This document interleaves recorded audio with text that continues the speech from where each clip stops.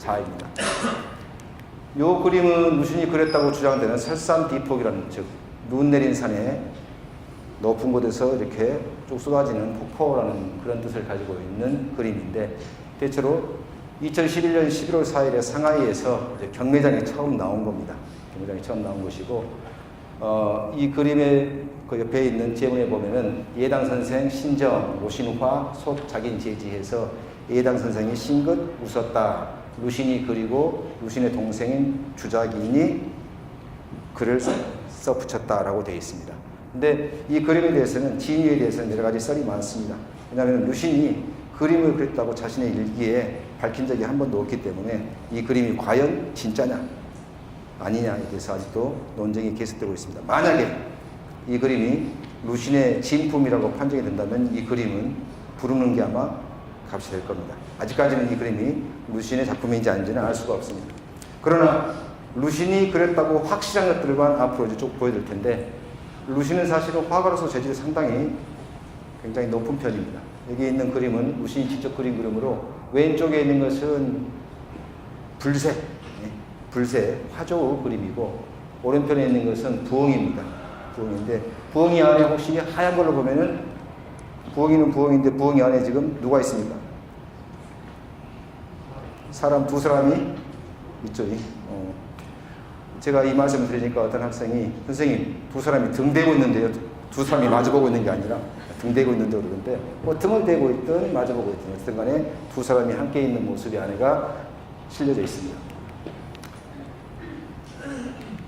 뭐 두 장씩 넘어가 버렸는데, 루신이 아까 제가 말씀드린 대로 루신은 1912년 2월 달에 그 당시 중화민국 남경 임시정부의 교육부 직원으로 들어가게 됩니다. 물론 당시에 최원배라는 분이 그 당시에 교육부 장관을 맡으면서 루신을 청거를 해서 그 최원배 씨의 추천을 받아서 루신이 남경 임시정부의 교육부 직원으로 들어가게 됩니다. 그때 루신이 원래 교육부 직원으로 들어갔을 때는 사회교육사 제1과장의 직책을 맡습니다. 사회교육사가 맡는 직책, 이것은 뭐냐면은, 사회교육은 요즘 말로 한다면 생활교육입니다. 생활교육. 만약에 우리 평생교육이라거나 아니면은 우리가 현재 광주시에서 벌어지고 있는 오늘과 같은 다양한 인문학 행사들도 다 생활교육 쪽에서 다 맡아서 일을 처리하겠죠. 사회교육사는 바로 그런 일을 하는데, 루신이 맡았던 사회교육사 제1과의 일은 박물관, 도서관, 미술관 등의 운영과 관리를 맡은 직책입니다. 즉 루신이 그만큼 예술적인 취향뿐만 아니라 예술적인 재질이 있었음을 이미 알고 있었다는 이야기입니다. 루신이 바로 제1과장으로 있을 때, 사회교육사 제1과장으로 있을 때 정부로부터 부탁을 받아서 그린 그림이 바로 중화민국 국기입니다. 지금 빨갛게, 지금 이 왼쪽에 있는 게 루신과 더불어서 세 사람이 한데 만든 중화민국의 국기 휘장입니다. 휘장. 그리고 그 휘장이 이제 색깔을 입히면 바로 오른쪽 그림처럼 되어 있고, 이 국기 휘장 속에는 중국의 황제들이 입는 예복에 반드시 들어가야 하는 12가지의 문양들이 이 중화민국 국기 속에 다 들어가 있습니다. 그런데 일월 성신 등을 비롯해서 12가지의 문양이 이 안에 다 사실은 지금 들어가 있습니다. 또 중요한 것은 중화민국의 국기를 루신이 그렸다는 사실입니다. 루신이. 그래서 이런 중화민국 국회가 그 당시에 발행되었던 동전의 양면에가 이렇게 그려져 있습니다. 그려져 있고요. 그 다음에 루신이 그린 베이징 북경대학의 휘장입니다. 마치 우리 전남대학교로 상장하는 이 휘장이 있듯이 그 당시에 북경대학의 휘장인데, 루신이 그렸던 것은 바로 왼쪽에 있는 이 바로 베이따, 북대라고 쓰여진 이 바로 휘장입니다. 그리고 현재 북경대학이 지금 현재 사용하고 있는 북경대 휘장이 바로 우측에 있는 것이, 이처럼 루신이 상당히 디자인, 도안 쪽에 상당한 재능을 가지고 있었다는 이야기입니다. 루신이 자신이 가지고 있는 이런 도안의 재능들을 주로 많이 발휘한 곳이 자신의 서적을 직접 장정해 표지를 디자인하는 작업이었습니다. 여기 보면 이건 왼편에 있는 것은 루신이 1906년 그 당시 도쿄에서 처음으로 문화운동에 뛰어들어서 자신의 동생인 주장인과 함께 주로 동유럽의 여러 작가들의 작품들을 번역 소개한 역외 소설집이라는 작품집입니다. 도쿄와 나중에 상해에서 발간됩니다만은, 그래서 지금 이 역외 소설집이라는 이 글자와 더불어서 위에 있는 것들을 다 루신 자신이 지금 디자인한 겁니다. 루신 자신이. 그리고 우측에 있는 것은 루신 자신이 직접 디자인한 루신의 첫 번째 소설집인 나팡, 즉 외침이라는 소설집입니다.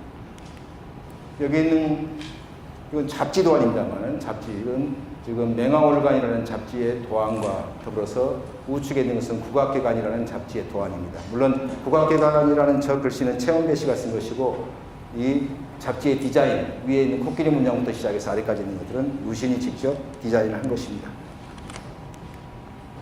루신의 도안 가운데서 이거 지금 마음의 탐험이라는 이 작품집은 역시 디자인을 루신이 한 겁니다. 루신이 한 것이고, 그 옆에 있는 아마 루나 찰스케 예술론의 번역서인데, 예술론의 번역서의 책 디자인도 루신이 한 겁니다. 루신은 사실은 1929년 넘어서 상해에서 생활하는 가운데 목파나 운동에 사실은 많은 정성을 기울이고, 그 다음에 목파나 운동을 통해서 그 당시 중국 상해에 있는 많은 젊은 목파나 운동가들하고 이렇게 계속해서 교류를 하는데, 그 가운데서 루신이 주로 관심을 가졌던 몇몇, 특히 독일, 러시아 쪽에, 독일과 소련 쪽에 목파나 작가 내지는 파나 작가들의 작품들을 다수 소장을 해야 되는데, 이 지금 왼쪽에 있는 게 조지 그로치의 소묘하죠. 소묘하고, 우측에 있는 것은 캐테 콜비치의 역시 소묘입니다. 이것들을 현재 루신이 그 당시 구입해서 소장하고 있었습니다.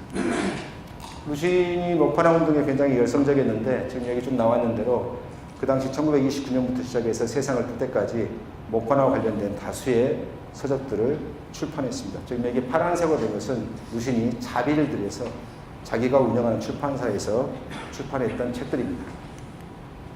여기 좀 왼쪽에 있는 게 지금 누굽니까? 이게 지금 갑자기 생각이 났는데, 마제렐의 한 사람의 순환이라는 목파나들을 한 대 모아서 지금 내놓은 책입니다.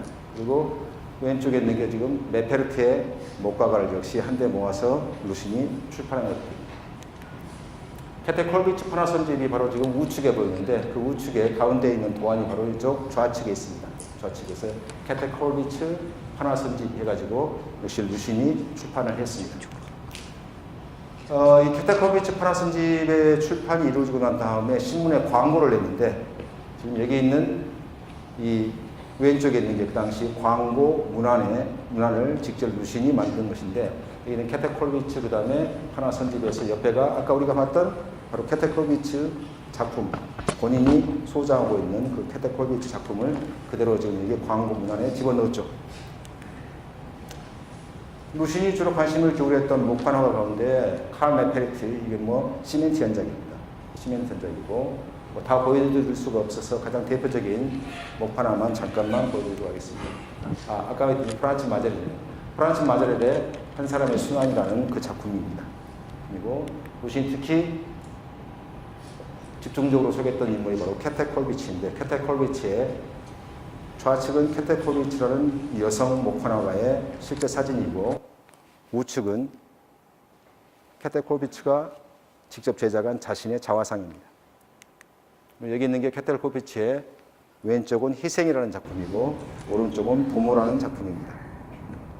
루신이 이처럼 목판화 운동을 열심히 젊은 목학 화가들과 함께 쭉 하면서 많은 제자들을, 사실은 많은 젊은이들을 양성을 했는데, 그 가운데 가장 유명한 몇몇만 제가 소개해 드리겠습니다.